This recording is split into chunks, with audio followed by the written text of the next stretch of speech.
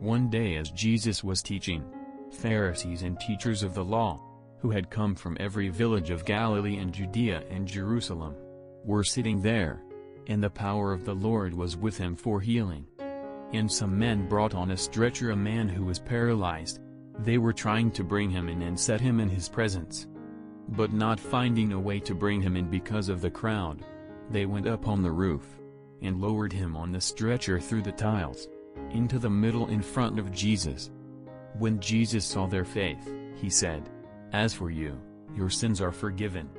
Then the scribes and Pharisees began to ask themselves, "Who is this who speaks blasphemies? Who but God alone can forgive sins?"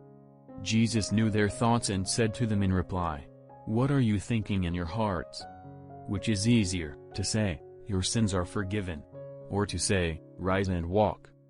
But that you may know, that the Son of Man has authority on earth to forgive sins." He said to the one who was paralyzed, "I say to you, rise, pick up your stretcher, and go home." He stood up immediately before them, picked up what he had been lying on, and went home, glorifying God. Then astonishment seized them all and they glorified God. And, struck with awe, they said, "We have seen incredible things today."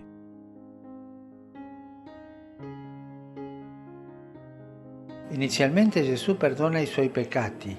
Jesus initially forgives his sins and only later heals his body.